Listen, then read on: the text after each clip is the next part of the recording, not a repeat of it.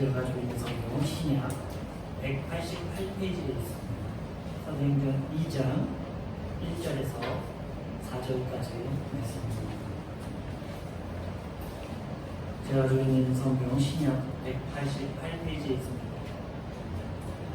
이렇게 교독하시고 4절은 한 목소리로 교독하도록 하겠습니다. 오순절 날이 이미 이르매 그들이 다 같이 한 곳에 모였더니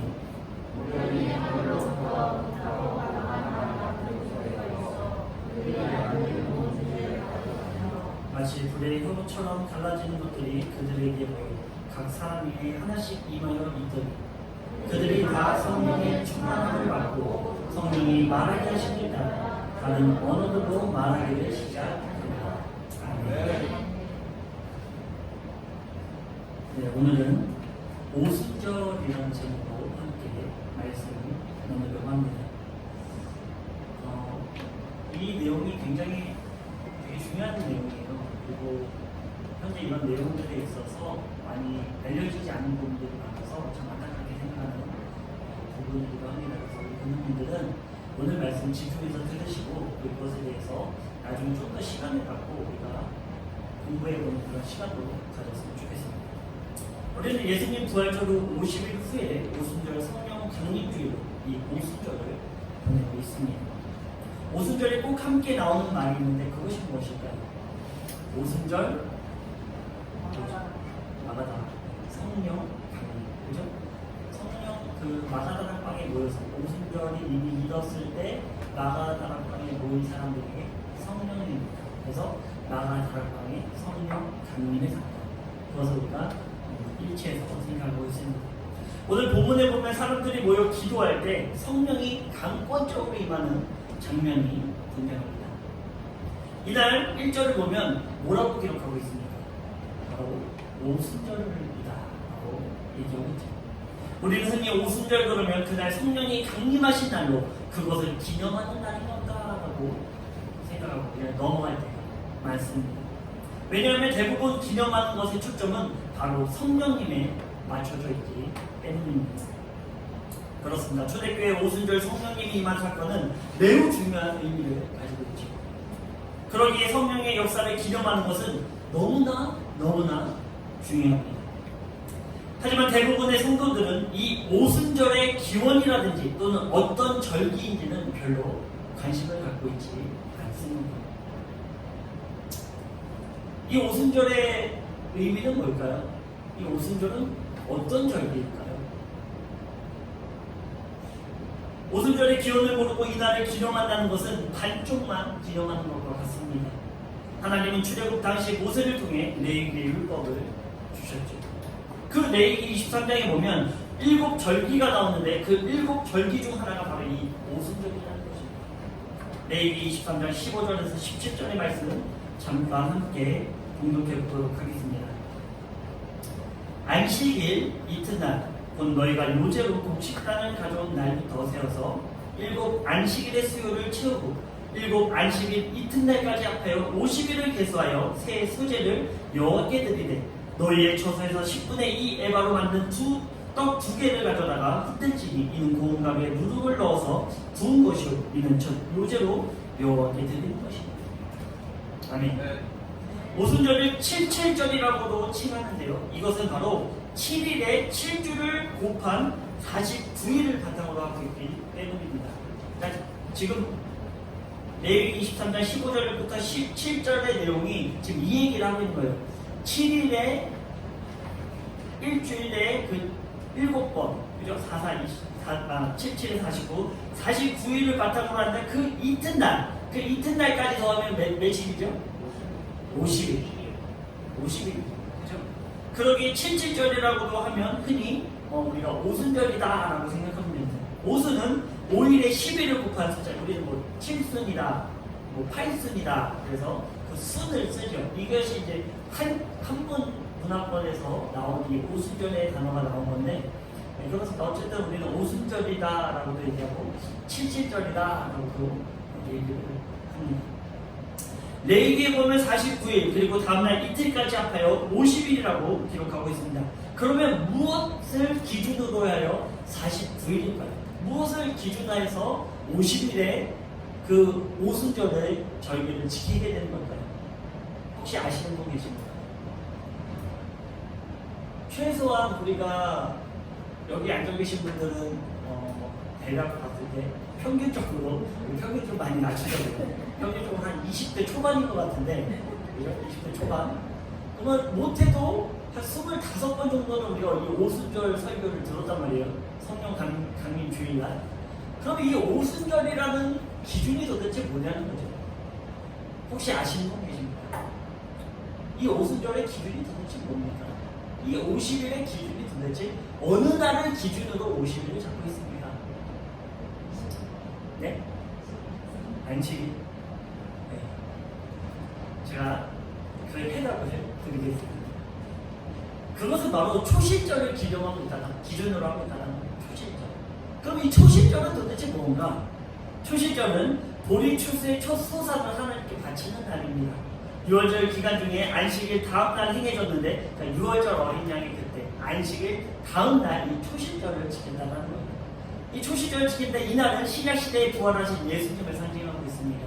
보리의 첫 이삭단은 예수님을 상징하고 있다는 거예요. 6월절 다음 날, 그 안식일 다음 날 첫 소산을 드리는 이 보리 곡식단. 이 보리는요 별로 값없이 있는 그런 곡식이 아니에요. 그러니까 예수님을 상징하고 있죠. 그 예수 그리스도의 부활을 상징하고 있는 것입니다. 그래서 이런 절기는 너무나 중요하기 때문에 우리가 나중에 한번 같이 시간을 갖고 이 초실절이 정확히 뭔지 그런 내용들을 한번 같이 다뤄보자 하겠습니다. 즉 초실절을 기념으로 초실절에 보리 이삭단을 첫 이삭단을 드린 날을 기준으로 해서 50일 이후에 드린 것이 바로 이 오순절 절기라는 거예요.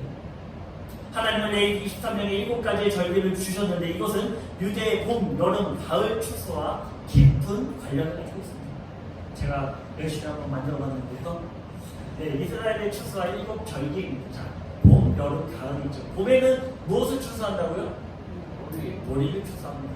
여기에 속한 절기는 무엇입니까?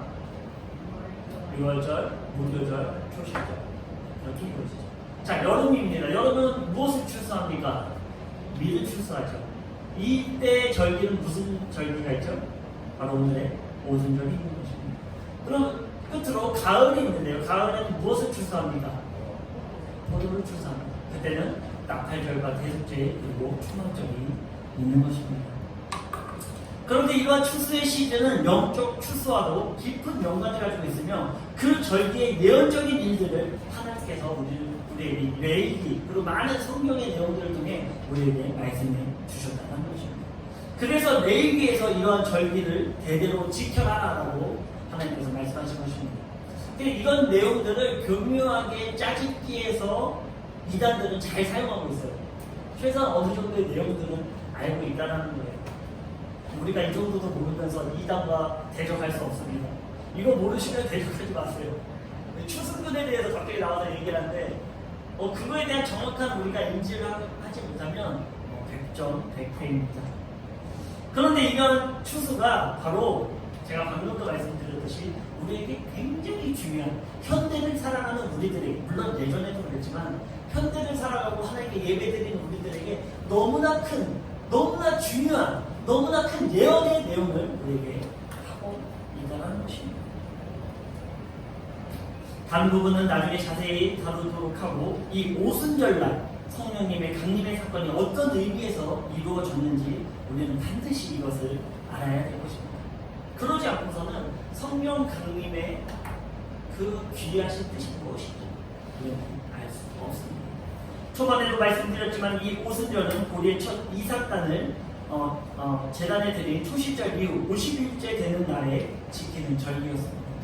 초실절은 예수님을 상징한다고 했죠. 바로 예수님의 부활 사건과 정확히 50일 이후 오순절에 바로 성령님이 임한 사건을 기록하고 있는 것입니다. 그러니까 우연히 그 날짜에 임한 게 아니라 정확한 하나님의 시간적 타이밍에 정확하게 임했다는 사실이죠. 그러기에 오순절의 절기 지킴을 우리는 반드시 알아야 될 것입니다. 오순절에는 독특한 제사법이 있는데 그것은 17절의 내용입니다. 레위기 23장 17절에 그 내용이 나오고 있습니다. 너희의 처소에서 10분의 2 에바로 만든 떡 두 개를 가져다가 흔들지니 이는 고운 가루에 누룩을 넣어서 구운 것이로 이는 첫 요제로 여호와께 드리는 것입니다. 그렇다면 이 오순절은 무엇을 기념하는 것일까요? 오순절은 바로 모세가 시내산에서 율법을 받은 것을 기념하기 위해 하나님께서 주신 절기라는 거예요. 무슨 뜻인지 알겠어요? 이 오순절을 왜 지키게 됐나? 왜 지키게 됐다고요? 이스라엘 백성들이 오순절 왜 지키게 되었습니까? 그러니까 오순절은 초시절 이후 50일에 지켰는데 그 오순절은 무엇을 기념하는 거냐는 거죠. 무엇을 기념한다고요? 모세가 시내산에서 율법을 받은 것을 기념하기 위해서 이 오순절이 절기가 정해졌다는 기억하십시오. 굉장히 중요한 내용입니다. 출애굽기 24장 16절에서 17절의 내용입니다. 예, 함께 한 목소리로 읽어보도록 하겠습니다. 여호와의 영광이 시내산 위에 머무르고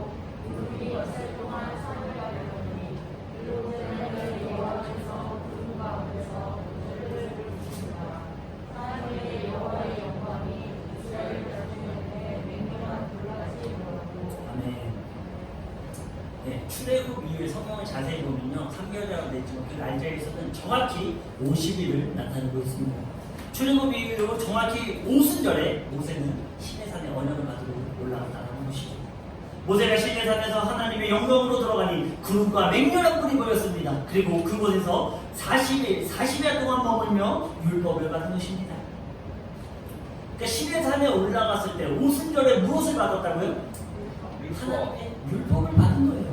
자, 나라에 우리가 살면은 무엇이 정해집니까? 그 나라에 살면 헌법, 그렇죠? 법이 우리에게 주어집니다. 그 법은 우리를 억압하기 위해 만든 걸까요? 아니면 그 권리를 보장하기 위해 만들었을까요? 권리를 보장하기 위해 만들었다는 거예요. 너희는 이 법에 접촉한 너희는 내 백성이다. 그래서 안타까운 일이지만 그 미국 그 군인들이 한국에서 못된 짓 하면은 한국에서 그 법의 심판을 받기보다는 자신의 국적이 있는 미국으로 가서 그 재판을 하죠. 그래서 거의 대부분 이제 잘 풀려나고 아주 연약한 그런 형량을 받고 그런 가슴 아픈 일들도 있지만 어쨌든 그 나라법이라는 것은 바로 자기의 국민이 너는 내 국민이다. 넌 내 백성이다. 이것이 바로 이 율법이 우리에게 주는 메시지인 것입니다. 즉 오순절에 하나님은 모세에게 율법을 주시는데 그 율법이 무엇을 상징한다고요? 너희는 나의 백성이다. 다른 민족에게 준 것이 아니라 바로 이 유대인들에게 하나님은 율법을 준 것입니다. 그러나 이 율법을 돌판에 받아 내려온 모세는 무엇을 보았습니까? 바로 하나님 앞에 pe역한 이스라엘 백성들을 보게 됐죠. 황금소를 만든 것을 보게 된 것입니다. 하나님의 백성의 상징 그 언약을 받아왔는데 이들은 그 언약을 너무나 쉽게 생각한 것입니다. 이로 인해 3,000명이 레위인의 칼에 죽고 말았습니다. 하나님의 돌판의 언약, 이것은 권리를 보장하기 위한 거였는데 그 권리를 누가 깼습니까? 백성들이 깬 거예요. 그러므로 말미암아 그 율법 우리를 옥죄는 사망의 법이 우리에게 되고 말았다는 것이죠. 또한 오순절은 여름으로 밀 추수를 하는데 밀은 가장 중요한 곡물입니다. 유대인들이 이 밀로 모든 음식을 만들어 먹었기 때문입니다. 여기서 떡 2개가 등장하는데 이것은 바로 이방인과 유대인을 상징하고 있어요. 이방인이면 누구를 상징하는 거죠? 바로 우리들. 유대인을 제외한 모든 사람들이 이방인이죠. 이방인과 이 유대인을 상징하고 있습니다. 우리는 이러한 기본적인 배경을 가지고 사도행전 2장을 이제 다시 봐야 돼요. 시기는 오순절로 유대인의 3대 절기입니다. 이때는 많은 흩어진 유대인들이 예루살렘에 모였을 것입니다. 그러니까 디아스포라 가운데 있는 유대인들이죠. 그러니까 각 나라에서 2대 이렇게 살아가면서 3대 이런 식으로 살아가면서 자신의 언어들보다는 무엇이 능통하겠습니까? 현재 살고 있는 나라의 언어가 아주 유창하게 나갈 수 있는 거죠. 이 사람들이 와서 성령이 임한 사람들의 말을 들었더니 어떤 내용을 얘기하고 있습니까? 아니 이 무식한 사람들이, 아니 해외 한번 나오지 않는 이 유대인이 무식한 사람들이 어떻게 내가 살고 있는 이 지역의 말을 사는가? 라면서 놀래하는 거죠. 그런데 그 내용을 들었더니 어떤 내용을 얘기하고 있습니까? 하나님의 큰 일을 얘기하고 있다는 거예요. 오순절 성령님의 역사하심은 복음의 전파에 있다는 거예요. 복음 전파에 있다는 것입니다. 우리가 이것을 기억해야 돼요. 그때 오순절에 많이 흩어진 유대인들, 디아스포라 유대인들이 그 자리에 모였습니다. 그때 하나님께서는 성령을 부어주셔서 각 나라의 언어로 하나님의 복음을 선포하게 만드신 것입니다. 그리고 마띠아를 포함한 12사도와 예수 그리스도의 부활을 목격한 성도들이 모여 그때 하나님의 복음을 전한 것입니다. 무엇을 받고? 성령을 받고 있습니다. 2절에서 3절입니다. 호련히 하늘로부터 급하고 강한 바람 같은 소리가 있어 그들이 앉은 온 집에 가득하며 마치 불의 혀처럼 갈라지는 것들이 그들에게 보여 각 사람 위에 하나씩 임하여 있더니 아멘. 바로 성령님이 강하게 임재하신 것입니다. 그리고 그 성령님은 육신을 입었던 예수님처럼 한 분에게 임한 것이 아니라 각 사람에게, 모든 사람에게 공간을 초월하고 자신의 육체를 초월한, 시간을 초월한 모든 모습으로 각 사람, 모든 사람에게 성령이 임한 것입니다. 그런데 이 장면이 무엇과 비슷합니까? 이 장면이 무엇과 비슷합니까?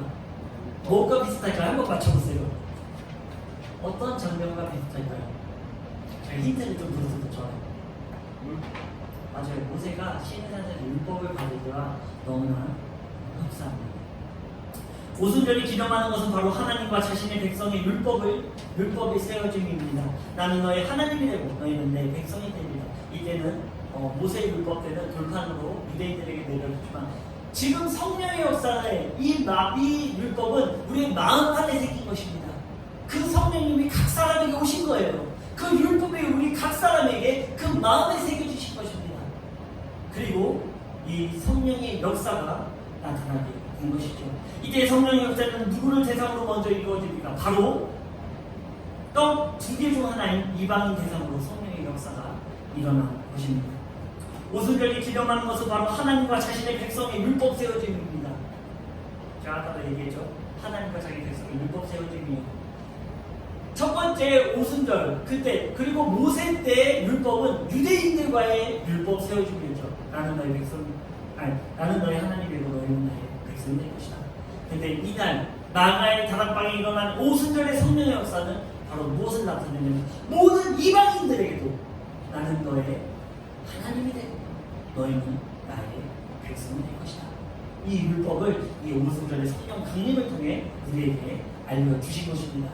이때 성령의 역사로 말미암아 우리는 지금 하나님을 예배할 수 있는 거예요. 이 성령의 역사로 말미암아 예수 그리스도를 우리는 우리의 구주가 고백할 수 있는 것입니다. 네, 그러기에 사도행전은 유대인으로 시작해 이방인에게 복음이 전파되어지는 것을 기록하고 있는 것입니다. 이방인에게도 나는 너의 하나님이 되고 너희는 내 백성이 되리라라는 그 메시지를 주신 것입니다. 오순절 성령이 임하고 첫 번째 사역은 각 나라의 언어로 하나님의 놀라운 일을 전하는 것이었습니다. 성령이 주어진 그 이유가 자세히 기록되어져 있는데 그것이 무엇입니까? 우리는 방언으로 하면 하늘의 언어를 말하는 것으로 끝나되겠어요. 물론 천사의 말을 하는 것도 있습니다. 하지만 성령님의 놀라운 은사는 바로 하나님의 복음, 즉 예수 그리스도를 전하는 것에 있다는 거예요. 우리의 놀라운 은사는 우리 가운데 성령님의 능력으로 덧입어 바로 담대히 예수 그리스도를 전하는 곳에 있다는 것입니다. 성령을 받으면 담대함이 생겨요. 어느 정도로? 베드로가 복음을 부끄러워했어요. 예수 그리스도를 부끄러워했다는 것이죠. 아닌데요? 모르는데요? 3번을 부인합니다. 그랬던 베드로가 성령을 받으면 어떻게 됩니까? 죽이려면 죽여라. 나는 복음을 전하리라. 이것이 바로 성령을 체험한 자들, 성령이 내 안에 내주한 자들의 당연한 결과랍니다. 내 안에 성령이 없는 것 같습니까? 구하십시오. 무엇을 구해야 됩니까? 하나님의 복음 전파를 구해야 된다는 거예요. 나가의 다락방에 모인 사람들은 예수 그리스도의 명령, 즉 너희들은 나의 증인이 될 것이다. 그 그 증인이 되기 위해서 성령을 받으라. 성령을 받는 목적이 아주 단순했다는 거예요. 무엇을 위해? 증인된 삶. 그러니까 순수한 증인된 삶으로 성령님을 구하면 하나님께서는 성령을 주신다는 거예요. 지금 이때에도 어느 때에도 하나님께서는 마가의 다락방의 성령의 사건이 오늘 우리들에게도 시간과 공간을 초월해 우리에게도 그 성령의 강림의 역사가 일어난다는 거죠. 그 증거를 여러분 어떻게 증명할 수 있습니까? 나의 입술이 담대하게 예수 그리스도를 전합니다. 눈이 얘기하지만 교회를 전하는 것이 아닙니다. 우리 교회 나와서 예배 드리십시오. 이것은 복음이 아니에요. 분명한 복음. 저들이 교회를 나갈지 않을지라도 하나님을 믿더라도 믿지 않을지라도 나의 입술을 통해 복음을 전하는 것, 이것이 바로 성령님이 우리에게 내주에 있는 이유라는 사실입니다. 성령의 모든 은사의 역사, 우리가 흔히 생각하는 예언한다, 방언한다, 그 모든 은사의 역사 또한 복음 여파에 있다는 거예요. 내가 높아지게 교회의 자리를 채우게 있는 것이 아니라 바로 하나님 예수 그리스도의 복음이 그들에게 전파되어지기 위해서 하나님의 은사가 우리에게 주어진다는 사실입니다. 아멘. 그것을 우리는 기억해야 될 것입니다. 제가 방금 그 오순절의 성령의 역사가 그 모세가 율법 받을 때와 비슷하다고 했는데요. 그 내용이 바로 어떤 내용입니까? 모세가 시내산에 올라갈 때요. 모세가 시내산에 올라갈 때 구름이 가득 채워지고 사람들이 봤을 때 불이 들는 것 같은 현상을 보게 된 거예요. 이게 오순절 마가의 다락방의 성령의 임재죠. 이 임재, 구름은 하나님의 임재를 상징하죠. 그 하나님의 임재가 임한 것을 나타내고 있다는 거예요. 그런데 그때가 바로 모세가 시내산에 올라가 율법을 받을 때와 마가의 다락방에서 성령을 구할 때 그 환경이 똑같이 일어났다는 거죠. 모세 또한 오순절에 하나님의 율법을 받으러 올라갔습니다. 그리고 하나님의 마음판에 새겨진 이 율법, 이것이 바로 정확한 오순절 때 성령님의 역사가 우리에게 나타난다는 것입니다. 그런데 모세 율법 때는 어떻게 됐죠? 그 돌판을 갖고 내려왔는데 이스라엘 백성들이 패역했습니다. 그래서 그 돌판은 떼어지고 말았습니다. 그리고 레위인이 모세 편에 들면서 3,000명을 죽이는 그런 비극이 일어났죠. 그런데요, 놀라운 사실이 있습니다. 그 마음판에 새겨진 성령의 역사가 사도행전 2장 41절에 보면 이렇게 나타나고 있어요. 함께 볼까요? 함께 공독해 보도록 하겠습니다. 그 말을 받은 사람들은 세례를 받음에 그날의 신들의 수가 3,000이나. 아멘.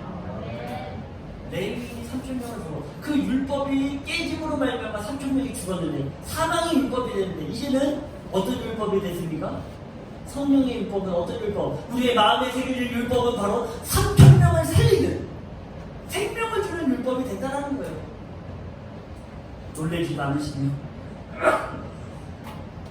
그렇습니다. 모세 때는 돌판의 율법을 스스로 깨물어 3,000명이 죽었다면 하나님의 사랑의 율법 가운데 그곳에서는 바로 3,000명의 생명이 살아나는 것입니다. 우리 함께 예레미야서 31장 31절에서 34절의 내용을 함께 보도록 하겠습니다. 이것은 제가 PPT를 마련하자 성경에 꼭 우리가 표시해 주시기 바랍니다. 제가 가지고 있는 성경 1101페이지, 구역 1101페이지에 있습니다. 예레미야서 32장 31절에서 34절의 내용입니다.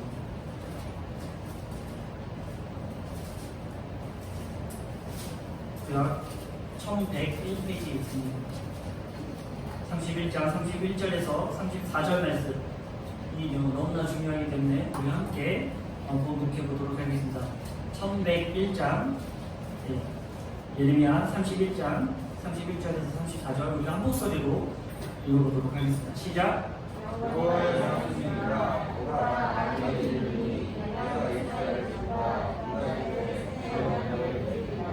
이 언약은 내가 그들의 조상들의 손을 잡고 애굽 땅에서 인도하여 내던 날에 맺은 것과 같이 아니할 것은 내가 그들의 남편이 되어서도 그들이 내 언약을 깨뜨렸습니다. 여호와의 말씀입니다. 그러나 그날 후에 내가 이스라엘 집과 맺을 언약은 이러하니 곧 내가 나의 법을 그들 속에 두며 그들의 마음에 기록하여 나는 그들의 하나님이 되고 그들은 내 백성이 될 것이다. 여호와의 말씀입니다.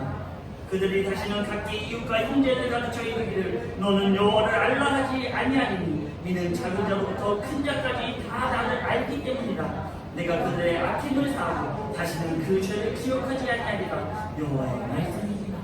아멘. 자, 여기서 기록하는 것이 무엇입니까? 31절에서 32절은 모세의 율법이 깨어짐을 얘기하고 있죠. 그 이후에는 모세를 얘기하고 있습니다. 33절, 34절에는 바로 그러나 그날 후에는 내가 이스라엘 집과 맺은 언약을 이루하니 곧 내가 나의 법을 그들 속에 두며 그들의 마음에 기록하여 나는 그들의 하나님이 되고 그들은 내 백성이 될 것이다. 이 예언이 언제 이루어진 것입니까? 예레미야서에 기록된 이 예언이 바로 나가 다락방에서 오순절의 성령 강림의 그때 바로 이루어졌다는 것이죠. 그런데 우리가 주목해야 될 것이 여기서도 있습니다. 이방인들, 떡 두 개에 상징하는데 이방인들에게는 성령이 어떻게 되죠? 부어졌어요. 그래서 우리는 예수님을 나의 구주라고 고백하게 되었습니다. 그런데 지금 현재 유대인들은 어떨까요? 유대인들은요 아직 이 역사를 몰라요. 예수 그리스도가 나의 구주라고 고백하지 않습니다. 아직 한 덩이의 떡이 남았다는 거예요. 한 덩이의 떡에게 아직 성령의 강림이 이루어지지 않았다는 거죠. 그런데 마지막 때 하나님께서는 그들을 회복시키다. 그들을 고국 땅으로 다시 부를 것이고 언제 그 고국 땅에 다시 불러들였죠? 하나님은 정확히 1948년도에 하나님께서는 6.1 전쟁을 통해 이스라엘 백성들, 흩어져 있던 이스라엘 백성들을 그곳에 모았습니다. 그리고 지금까지도 알리아 운동, 이것도 한번 기록해 놓으셨다가 인터넷에 찾아보세요. 그 운동이 지금 일어나고 있거든요. 알리아 운동이 무엇이냐? 그것은 바로 흩어져 있던 이스라엘 백성들, 유대인들을 지금 이스라엘 땅으로 모으는 운동이에요. 그 운동이 지금 아주 활발히 이루어지고 있습니다. 그러니까 하나님께서 저 예언의 말씀을 주시는데 그들을 내가 모을 것이고 모은 이후에 무엇을 하시냐고요? 내가 너희들에게 성령을 부어줄 것이다. 내가 그 영을 새로운 영, 마음 안에 새겨지는 그 영을 너희들에게도 부어줄 것이다. 그래서 떡 두 덩이, 한 덩어리는 지금 교회 시대 성령이 우리 이방인에게도 주어졌습니다. 그리고 나머지 떡 한 덩이 유대인들이 남아있는 거예요. 그 마지막 때 그때 하나님께서 바로 이 유대인들에게 이 성령을 부어주신다는 것입니다. 바로 시대적으로 우리가 집중하는 것이 바로 그것입니다. 마가다락방에 일어났던 성령의 역사가 지금 오늘날까지 우리 이방인들에게 주어지고 있죠. 우리 대한민국은 언제 이 큰 부흥이 일어났습니까? 네, 70년대 최초는 언제냐면 1907년 평양 대부흥이 일어났습니다. 1907년 평양 대부흥을 시작으로 지금의 그 부흥의 역사가 아까 말씀하셨듯이 70년, 80년대까지 이루어지고 있습니다. 근데 그 부흥의 역사가 지금은 많이 타락했죠. 많이 타락했어요. 그죠? 교회들이 많이 타락하고 있습니다. 어쨌든 그러나 그 성령의 역사는 이방인들에게 계속 일어나고 있다는 것이죠. 바로 한 덩이의 떡, 유대인들만 하는 것입니다. 그것이 바로 에스겔에서 말하는 마른 뼈들이 살아나는 현상을 얘기하고 있는 거예요. 그리고 하나님은 유대인들에게 성령을 부어주실 것이며 고국 이스라엘로 너희를 다시 모을 것을 말씀하시는 것입니다. 이것이 바로 예언이 에스겔 37장 14절에 나오는 것입니다. 함께 보도록 하겠습니다. 내가 또 내 영을 너희 속에 두어 너희가 살아나게 하고 내가 또 너희를 너희 고국 땅에 두리니 나 여호와가 이 일을 말하고 이른 줄을 너희가 아니라. 여호와의 말씀입니다. 스가랴서 12장 10절에서 11절입니다. 함께 읽도록 하겠습니다. 내가 다윗의 집과 예루살렘 주민에게 은총과 강구하는 심령을 부어주리니 그들이 그 찌름과 그를 바라본다는 게 누구죠? 예수님이 회복한 예수님이 우리를 위해서 십자가에 돌아가셨구나, 우리가 예수님을 죽였구나, 그것으로 그 찌른 것을 이들이 알게 된다는 거예요. 그 성령님으로 말미암아. 그리고 무슨 일이 일어납니까? 그를 바라보고 그를 위하여 애통하기를, 독자를 위하여 애통하듯 하며 그를 위하여 통곡하기를 장자를 위하여 통곡하듯 하리로다. 그 나라에 예루살렘에 큰 애통이 있으니 목이 또 골짜기 하나 들린 곳에 있던 애통과 같을 것이다. 아멘. 하나님께서는요 이스라엘 백성들을 모으고요, 에스겔에서 말씀하고 있죠. 그 그들을 고국 땅으로 다시 모을 것이고 그들에게 새 영을 부어주고 그 영으로 말미암아 하나님을 바라보고 그 예수 그리스도를 믿게 만들어 주시겠다는 거예요. 유대인들이 예수 그리스도를 믿게 된다는 것입니다. 마지막에 하나님은 이방인에게 부어줄 성령을 유대인에게 부어주어 그들의 찌른 예수님을 믿게 만들 것입니다. 대회개와 부흥의 역사가 나타날 것입니다. 그것은 바로 오순절 밀추수의 끝이 될 것입니다. 밀추수의 끝이 바로 유대인의 추수로 끝난다는 거죠. 밀추수는 큰 추수를 나타내고 있어요. 지금 밀추수의 시대입니다. 우리 이방인들도 그 밀추수에 동참하는 추수되어지는 그런 시대를 우리가 지금 살아가고 있어요. 오순절 지금 우리가 살아가는 시대는 성령의 대추수의 시대입니다. 하지만 그 대추수의 시대는 이후에는 나팔절과 대속죄일이 남아있습니다. 이것으로 끝나는 게 아니에요. 오순절에 추수로 끝나는 게 이제 무슨 추수가 남았습니까? 후속 추수가 남습니다. 절기 때마다 나팔을 부는데 특별하게 3번의 나팔을 붑니다. 첫 번째는요, 오순절 때 부르는데 이것은 추수가 시작되었다. 이것을 알리는 것입니다.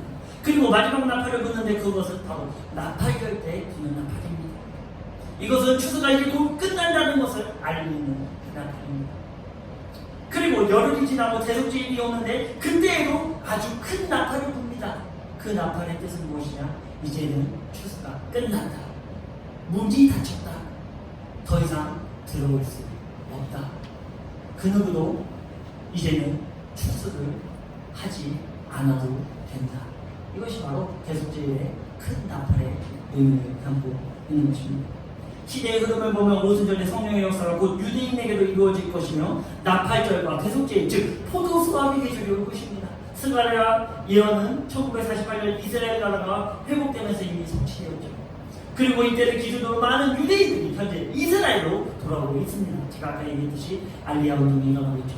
그러면 무엇이 남았습니까? 그렇습니다. 바로 이방인에게 주어진 성령이 유대인에게 부어지는 역사를 우리가 보게 될 것입니다. 제가 한 말은요, 이제 수년 내에 보게 될 건데, 그때 좀 기억해 주시기 바랍니다. 그때 알지만 사람이 제 예언 아니요, 성경에서 말하는 말씀을 잘 전합니다. 하나님의 말씀의 예언이 이루어진 것을 내가 보는구나. 혹시 나의 마음에 아직 하나님에 대한 믿음이 없고 예수 그리스도의 생명의 믿음이 내 속에 없다면 그때라도 한번 느끼시기 바랍니다. 그때 하나님이 얘기했던 성경에서 예언한 그 내용이 지금 이루어지고 있구나. 지금 뉴스를 통해 내가 보고 있구나. 이것을 여러분이 한번 체험해 보시기 바랍니다. 이러한 현상을 보면서 우리는 아직도 하나님의 존재를 의심합니다. 그러나 이러한 의심도 대속죄에 대해 나팔이 부는 순간 모든 것이 깨지고 말 것입니다. 그 의심으로 말미암아 결국에는 구원에 이르지 못한다는 것이죠. 하나님에 대한 모든 내용들, 제가 가장 안타깝게 생각하는 것이 무엇입니까? 바로 세상 사람들은 우리들의 행위 때문에 하나님을 잘못 알고 있다는 거예요. 우리들의 행위 때문에. 내가 잘못 알고 있기 때문에 하나님을 오해하고 있어요. 하나님 그런 하나님이 아닙니다. 하나님은 사랑의 하나님이고 구원의 하나님이고 추수의 하나님이신 것을 잊지 마시기 바랍니다. 아멘. 우리는 이러한 내용을 전혀 모른 채 오순절하면 그냥 성령의 역사만을 생각하게 됩니다. 하지만 이것은 서두에도 말씀드렸듯이 오순절 성령 강림의 반쪽만 기념하는 것과 같다는 것입니다. 이러한 절기의 내용은 하나님께서 세상을 향한 구속사를 바로 추수에 비유하여 예언해 주신 말씀입니다. 그러기에 오순절 성령 강림이다 하여 어떤 특별한 환상적 은사만을 추구하는 것은 너무나 잘못된 신앙인 것입니다. 오순절의 성령의 역사는 증인된 삶을 각오하여 강구할 때 빠르게 임하게 됩니다.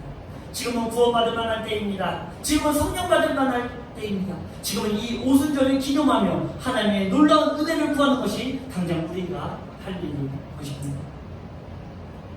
지금 성령님을 구하지 않으세요. 나중에는 언제 내일 하면 되겠지. 내일 내가 결단하면 되겠지. 그 내일이 어떻게 우리에게 올지 우리가 상상할 수 없습니다.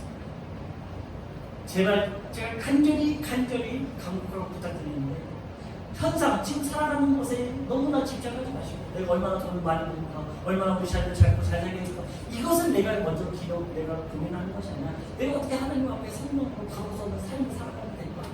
하나님은 제가 누누이 말씀드리니까 그것을 걱정하는 모든 성도들에게 하나님께서 놀라운 복을 허락해 주신다는 거예요. 첫 번째는 하나님의 복음의 본인입니다. 그것이 우선이에요. 그러면 나의 모든 생활을 책임져 주시는 것이 하나님이라는 사실입니다. 그리고 성령의 은혜 가운데 마땅히 해야 할 일이 무엇입니까? 그것은 바로 증인된 삶이라는 거예요. 그것은 교회에서만 또 가정에서만 국한되는 것이 아닌 바로 모든 장소에 해당된다는 것입니다. 우리는 오순절 성령의 강림의 사건을 보며 현상에 집중하지 마시고 본질에 집중하여 이 대추수의 시기에 하나님을 나의 구주로 고백하시며 많은 사람들에게 이 복음을 전하며 증인된 삶을 사시길 주님의 이름으로 축원드립니다. 아멘. 함께 기도하겠습니다. 사랑의 하나님 아버지 감사합니다. 아버지, 더러운 사단은 우리가 진정으로 바라봐야 될 것을 못 보게 만들고 그저 현상만 치우쳐 살아가게 만드는 것을 바라보게 됩니다. 아버지, 우리의 마음을 지키지 않고서는 어떻게 하나님 나라를 내가 소유한 자로 고백할 수 있겠습니까? 하나님, 나의 입술과 나의 마음을 보는 모든 것이 선한 것이 일어날 수 있게 도와주시고 또 내 입술이 오직 주님의 복음을 전하는 입술이 될 수 있도록 주님께서 인도하여 주시옵소서. 아버지, 베드로와 같이 나의 힘으로는 예수님을 나의 구주라고 고백할 수 없습니다. 그러나 오직 성령님을 강구할 때 우리가 주님을 나의 구주라고 고백하며 주님의 그 주님을 나의 입술로 전하는 일이 가능함을 오늘 시간 고백합니다. 하나님, 성령을 모르는 우리들에게 성령의 놀라운 은혜를 부어주시고 그 성령의 은혜로 말미암아 증인의 삶으로 살아갈 수 있도록 주님께서 인도하여 주시옵소서. 아멘. 아버지, 또한 유대인들을 위하여 기도합니다. 아버지, 저들에게 속히 그 회복이 나타날 수 있게 도와주시고 유대인의 아버지 성령의 회복이 아버지 그 모든 인류에게 놀라운 구원의 복으로 다가올 수 있도록 주님께 인도하여 주시옵소서. 특별히 바라보고 나기를 우리 정원이를 위하여 기도합니다. 아버지, 정원이에게 성령의 능력을 부어주시고 정원이를 통하여 하나님의 나라를 선포하게 만드시며 또한 정원이의 모든 건강이 회복되어지는 놀라운 주님의 역사가 일어날 수 있도록 주님 함께하여 주시옵소서. 살아가신 예수 그리스도의 이름 감사합니다. 기도드리겠습니다. 아멘.